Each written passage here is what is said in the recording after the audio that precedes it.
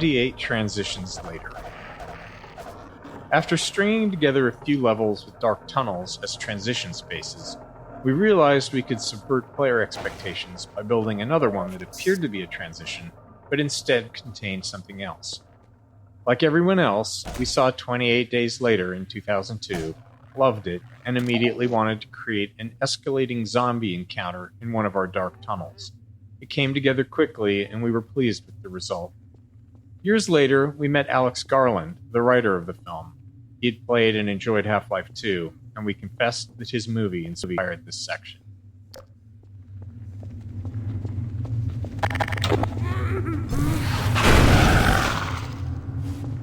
Ramming zombies with the buggy. As human beings, we have expectations for our physical world, as mentioned a few times in this commentary. One of those expectations is, if you hit a zombie with your car, it should get absolutely booted into the air. But getting this effect in-game isn't as straightforward as it is in the real world. For performance reasons, enemies like the zombie use a simplified collision box during gameplay. This is a box that fits snugly around the zombie with no part of the model sticking out. But when the zombie dies, it's converted into a ragdoll with more accurate, per-limb collision boxes, though this is more expensive to simulate. This change in collision representation adds further complexity when you ram a zombie with the buggy, beyond just the frame hitch. When the buggy first collides with the zombie, it touches the zombie's simplified collision box. The game then kills the zombie, converting it into a ragdoll that the physics system begins to simulate. Now, with more accurate per-limb collision, the closest part of the zombie may be several inches away from the buggy. As a result, the next time the physics system simulates, the zombie starts falling from gravity, because the buggy is no longer pushing it. While it's only a short moment before the buggy reaches the zombie again, this small discrepancy made ramming zombies unsatisfying. They often fell out of the player's view. To fix this, we saved the force the zombie's collision box received when hit by the buggy, and applied that same force to the ragdoll after conversion. We also added a slight upward force to the ragdoll, launching it a bit. With these tweaks, zombies reliably folded over the front of the buggy when hit, which better matched player expectations. Flashlight power. The decision to have both Sprint and the flashlight share the HEV's suit power was a controversial one in Half-Life 2. Initially, only Sprint used suit power, which made sense as it was meant to be only a short burst of speed. The flashlight, on the other hand, could be used indefinitely, but playtesting revealed an issue. Players often left dark areas without realizing their flashlight was still on. In brightly lit open areas like Coast, our performance budget couldn't support the flashlight being on continuously, so we needed a way to turn it off without player involvement. Limiting its power seemed like a simple solution, with the benefit of adding some tension to dark areas too. The challenge then became, what resource should it use? We already had suit power and didn't want to clutter the UI with a new resource just for the flashlight. We toyed with the idea of other player abilities using suit power, thinking it might be interesting to have players make trade-offs between them. This is a good example of game design often being about choosing between imperfect solutions. We didn't love the idea of Sprint and flashlight sharing a resource, but we also didn't want multiple resources cluttering the UI. In Episode 2, with no plans to add anything else that consumed suit power, we ultimately decided to give the flashlight its own separate resource.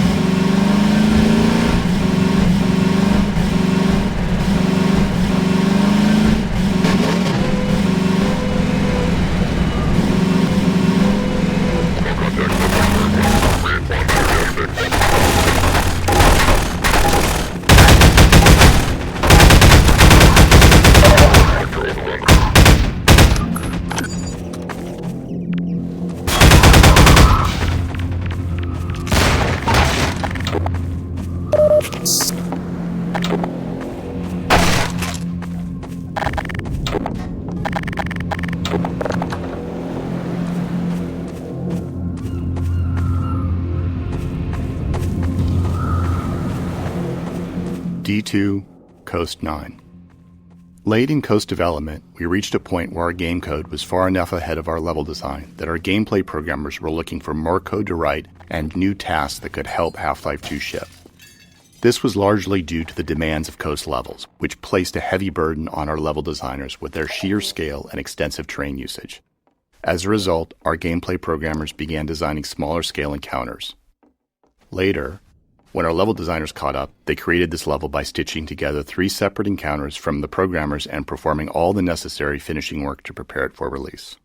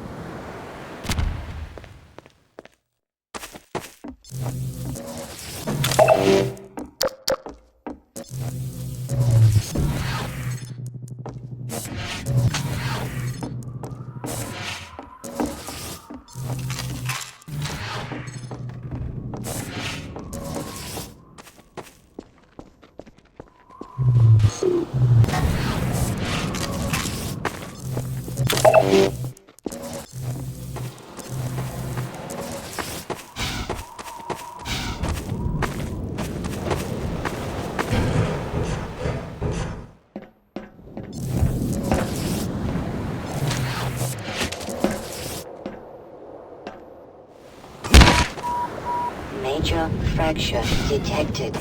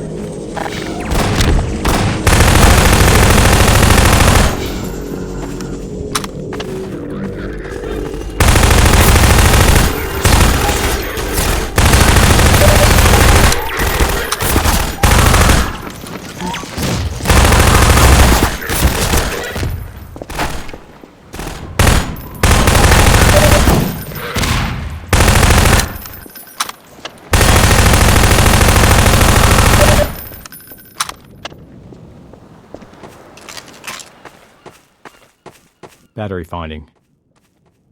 With the increased density of objects in Half-Life 2's gameplay spaces, we thought it would be interesting to have players search for a specific item, especially if there was some logic to where it might be found. This way, players could locate the item either through careful observation and deduction, or just by brute force searching the area. Since we already had models for cars and batteries, it was a natural step to create a small junkyard for players to explore. We also hid a couple of extra batteries in unexpected places for the players who chose the brute force method.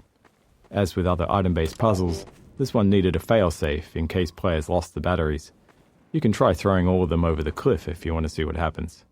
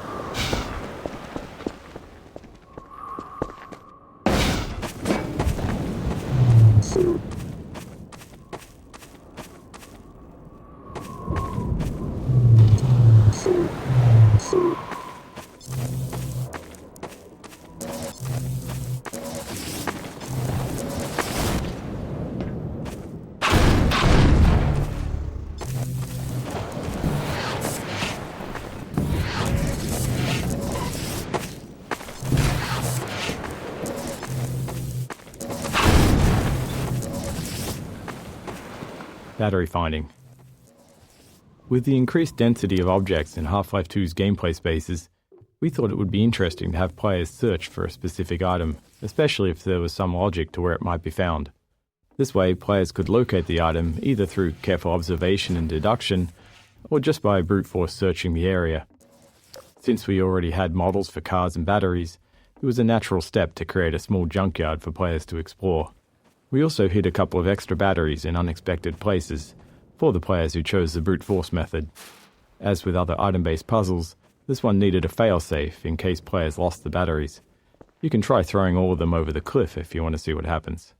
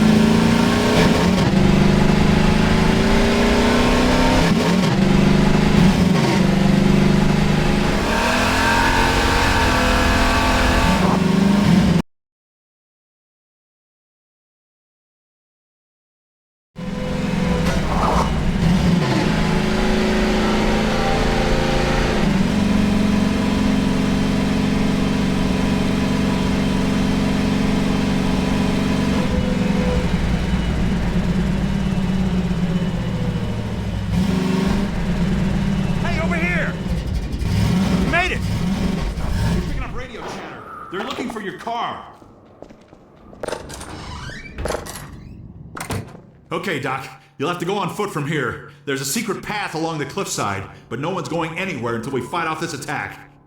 Having you here to fight alongside us is going to make a big difference for morale. Buggy removal. Once we reached the point where we wanted the player to leave the buggy behind, we had to be very explicit about it. Throughout Coast, players had been leaving the buggy and then returning to it, so we found that playtesters would try to bring it along if it looked even remotely possible. This small garage scene primarily exists to signal clearly that the player is done with driving and will be proceeding on foot. Performance constraints.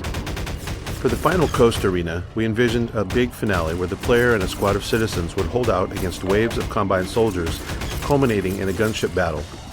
Unfortunately, the computational cost of having soldiers and friendly allies moving around on terrain meant that the battle kept being scaled back to fit within our performance budget. By the time we were down to featuring only a single squad of soldiers at any given time, we were already late in development. Too late to make large-scale changes to the arena to accommodate more enemies, we had to redesign the flow of the fight to keep the number of soldiers to a minimum.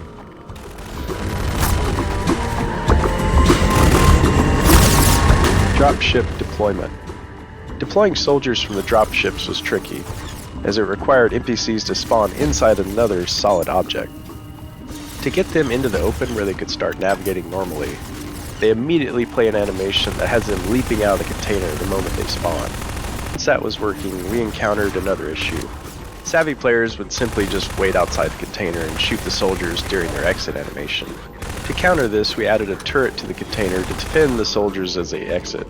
It doesn't fully prevent a player from taking advantage, especially if they're using an indirect weapon like a grenade or something, but that felt realistic and like a true-to-life countermeasure someone thinking strategically might take.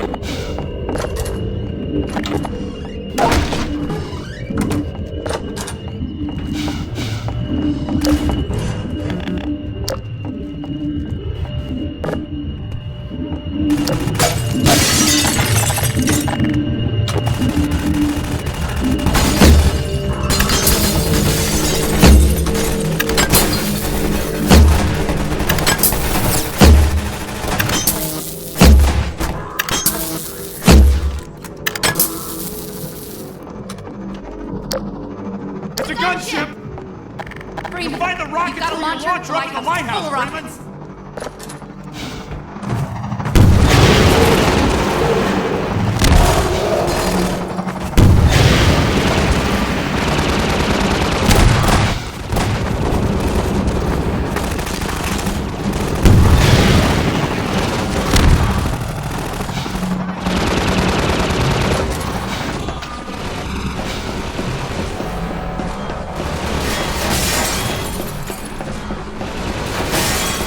Lighthouse gunship. The gunship scenario here took some work to play out the way we envisioned it. We wanted it to unfold as it would in a movie. In the filmic version, a gunship would fire through the windows as the protagonist ascended the lighthouse, anticipating their movements. To simulate that anticipation in the game, we set up a complex series of trigger volumes along the staircase. As they detect the player moving up, they instruct the gunship to choose a new flight path that matches the player's altitude. The triggers also enable bullseye targets in the windows nearest the player. These are invisible game objects that the enemy AI will immediately perceive as hostile, and prompts the gunship to fire at the windows. This blend of AI and scripting is central to Half-Life's combat scenarios. The AI manages the general, adaptive behavior of the NPCs, while the scripting customizes each scenario's unique requirements.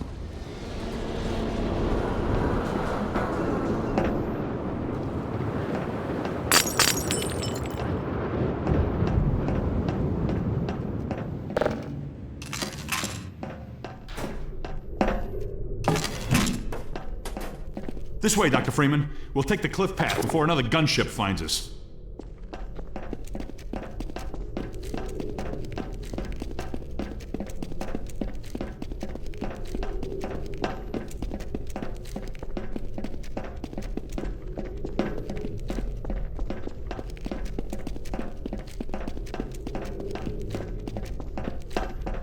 Right along there.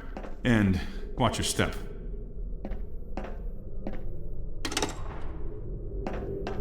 Ow! I'm hurt.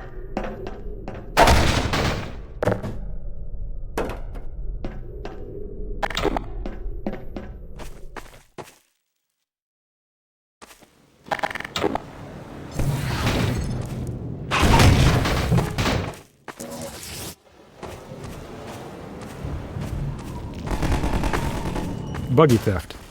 As we built the end of Coast, we decided to have the Combine steal the player's buggy. It really doesn't make logical sense, but after watching so many playtests where players developed a strong attachment to their buggy, we wanted to play with that emotional connection. Once we implemented the theft, we had playtesters yelling at the Combine for stealing their ride, something we took as a sign of success. The soldier firing down from the cliff top is simply there to draw the player's eye up, triggering the look target and spawning the dropship with the buggy. Watching it now 20 years later, we're struck by how ridiculous it all is.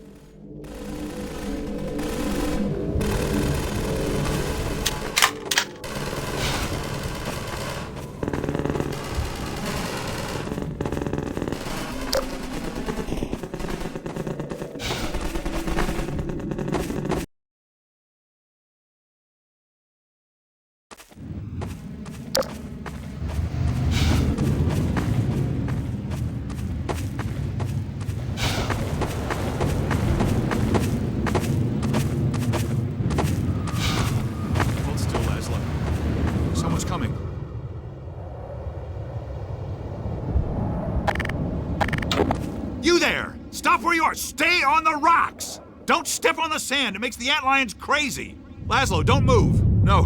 Help!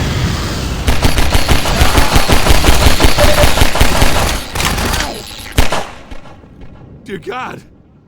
Poor Laszlo. The finest mind of his generation.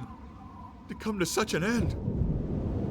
We were heading for the Vortigaunt camp, hoping to pick up some bug baits so these damn things would leave us alone. But without Laszlo, what's the point? I know you tried to help. I'll stay with him a while. There's something I have to do. Go ahead. And I hope you have better luck than we had. Remember to stay off the sand. The antlions are edgy right now.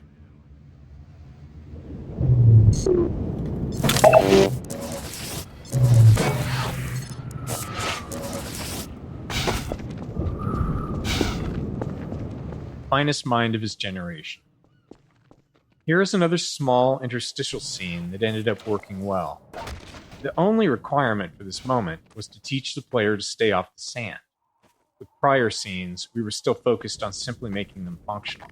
But by the time we got to this one, we were becoming more comfortable and started enjoying the process of putting extra thought into these moments. In doing so, we pushed the characters beyond being mere signposts, creating something more interesting and entertaining.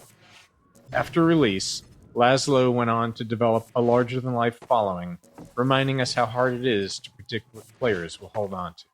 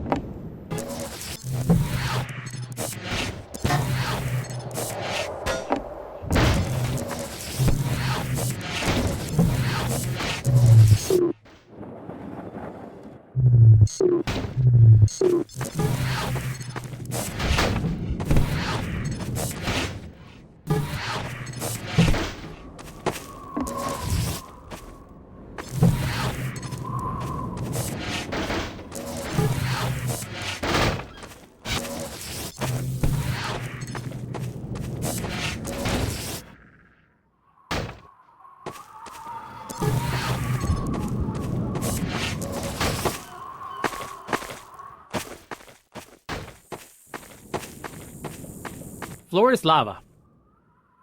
Building gameplay around broadly understood concepts like the floor is lava made training it easy. We liked how our physics system allowed for a high degree of creative freedom in how players chose to tackle it. Some build walkways out of many objects, while others focus on using just their two favorite sheets of metal. Some carefully follow the path up in the rocks, concerned about falling, while others move directly towards the exit, perch on objects just above the sand. Playstyles varied.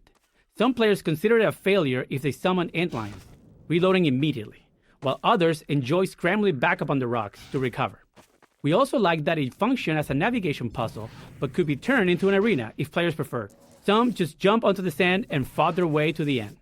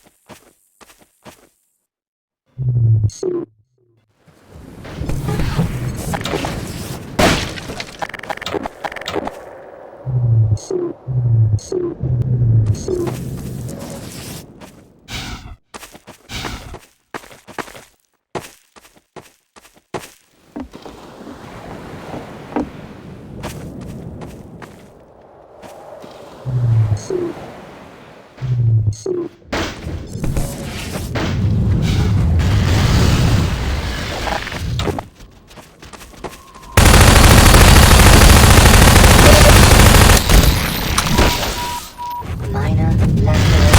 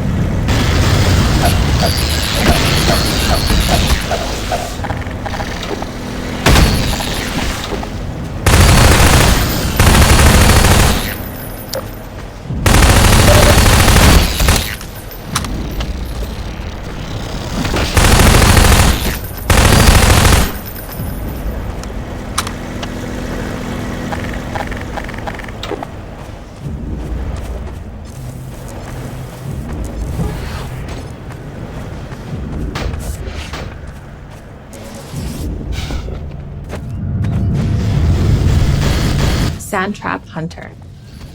The explosive barrels are provided for players to use against antlions while standing safely within the Thumper's protection.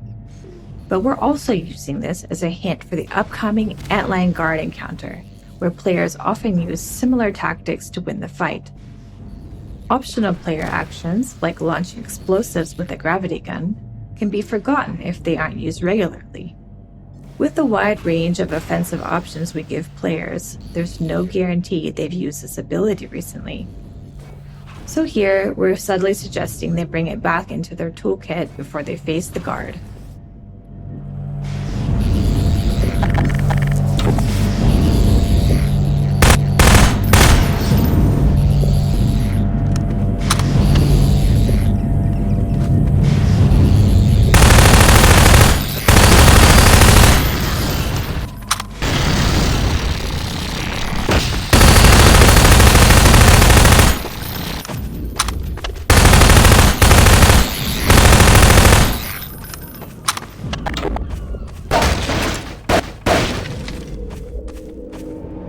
Vortigaunt Extraction.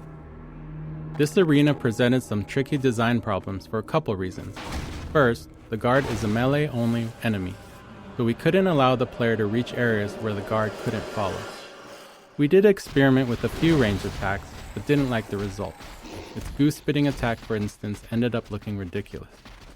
The only non-melee attack that survived was its ability to bash physics objects at the player, but this required objects to be in range, which isn't always guaranteed.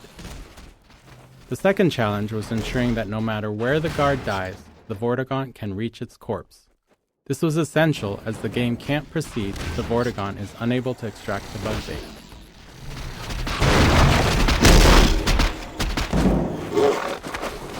In rare cases, players could find themselves unable to kill the antlion guard in this arena. This would happen if they ran out of ammo, or had misused all of the available physics objects, leaving nothing to launch with the gravity gun. To address this, we added a citizen on the mounted turret above the gate as a failsafe, allowing a stuck player to rely on a citizen to kill the guard. The process is not entirely hygienic, therefore stand aside.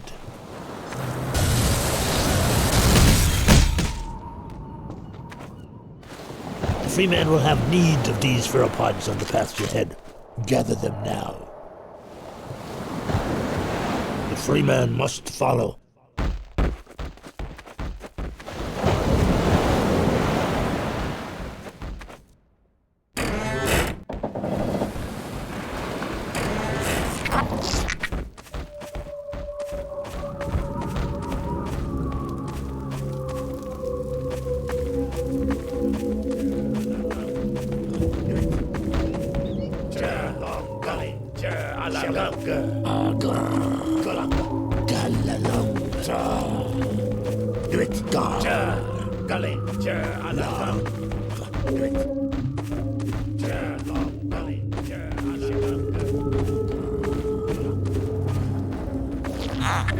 Get going, Dr. Freeman. Nova Prospect is just ahead. One man alone wouldn't stand much chance going in there.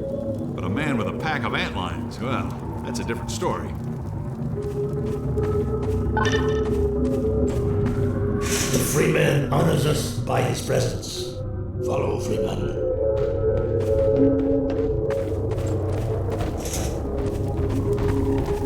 Bug bait training. This clumsy bug bait training is where we landed, having run out of time, but needing players to understand the tool for Nova Prospect's design to work. Generally, we aim to add enough flavor and context to training so it doesn't feel like training. It feels like a natural part of discovering something new. Here, though, we didn't quite manage that. As obvious as it may seem, bug bait wasn't something players intuitively grasped. We're well into the game now, so players have plenty of experience dealing with enemies. Before we added any training, the first playtesters who collected bug bait entered the next level and instinctively shot the first antlion they saw, because that had been working up until then. Half-Life tends to encourage a shoot first, ask questions later approach. Similarly, when players reached Nova Prospect, they didn't think to throw bug bait at the Combine soldiers and instead relied on their usual weapons. So, we needed this training not only to show how bug bait works, but also to demonstrate that antlions would be close to the player without attacking. And mark it well with another theropod. The Freeman again excels in all tasks.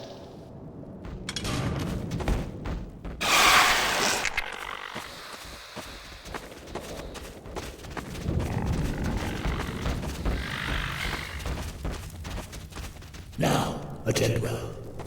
Apply pressure to your theropod to signal the antlions in your command to follow you. The Freeman shows his excellence in all things. And now this one must bid the Freeman farewell. Nova Prospect lies just beyond. Remember well what you have learned here. The Eli Vance has greatest confidence in you.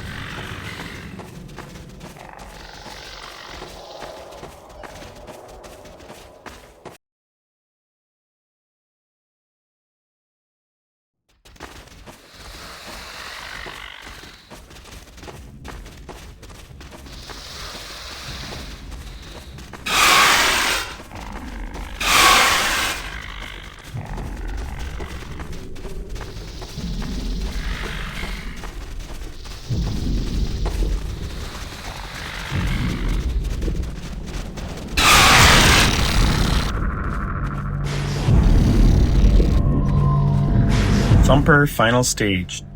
We liked the final stage of Thumpers, where their purpose is inverted. Now, instead of serving as a tool for safety, they act as a blocker for the player's antlion army.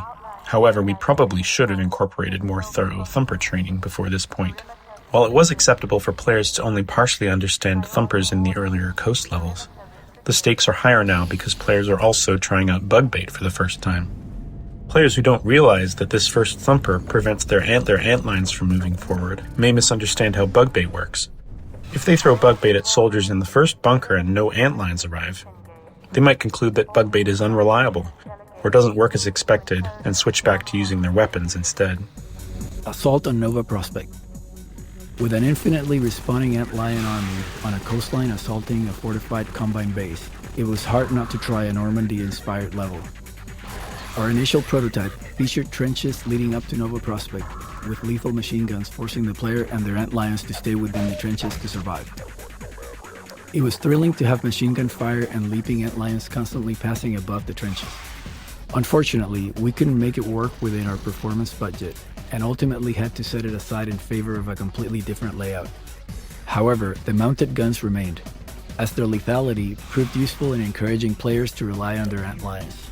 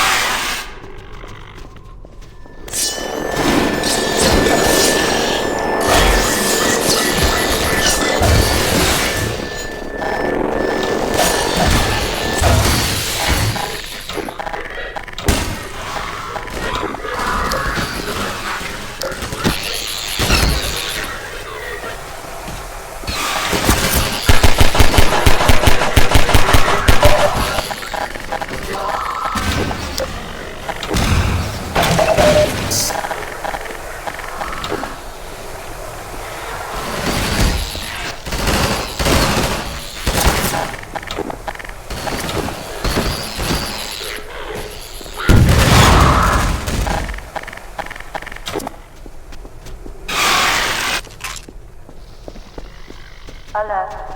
Contact status 0 with Land C intercept team. Possible anti-citizen 1 reinfection. All Nova Prospect stabilization delegates move to hard point.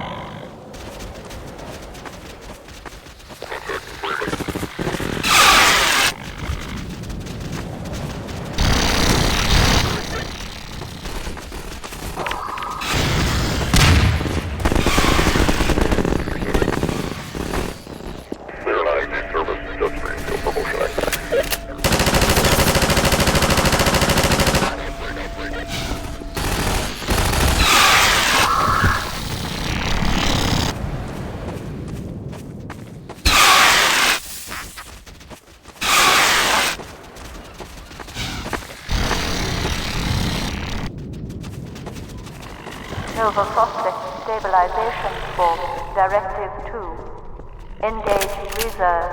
Contain exogen incursion.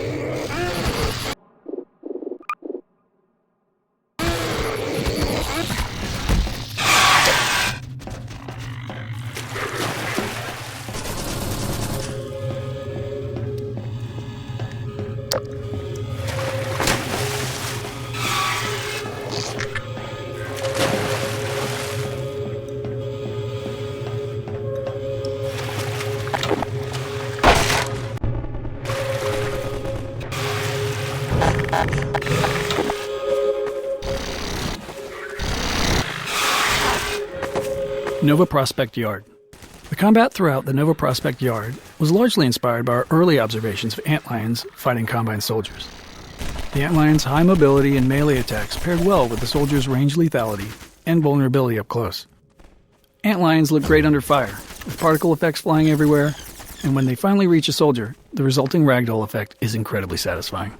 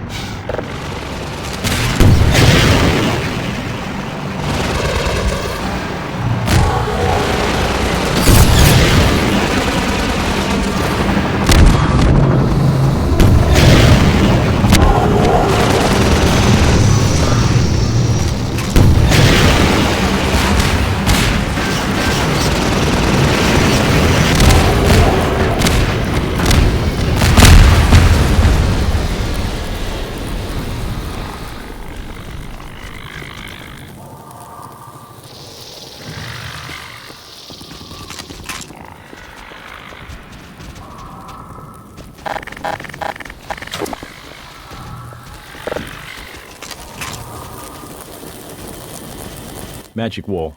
Like many of our combat arenas, we needed a gate of some kind to prevent players from moving on before they finished this fight. Unfortunately, we were out of time and had to move on to the train station, so we ended up with this bit of magical bullshit. A wall that just explodes after the second gunship is defeated, revealing the way forward. We reassured ourselves that most players wouldn't notice, as they'd be busy fighting the gunships, and our playtesting had shown that generally they all finished the fight before they reached this point. With enough explosions throughout the arena, the destroyed burning wall felt pretty natural, so we threw in a couple of simple gas puzzles on the other side to justify it. But no, we're not exactly proud of it.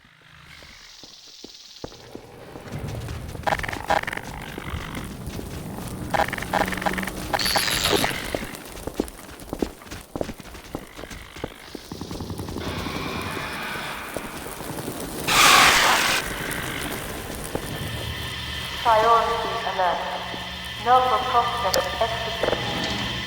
Perimeter communication set 0. Internal stabilization team. Deploy sterilizers in suspected infection block A5, A7, B2.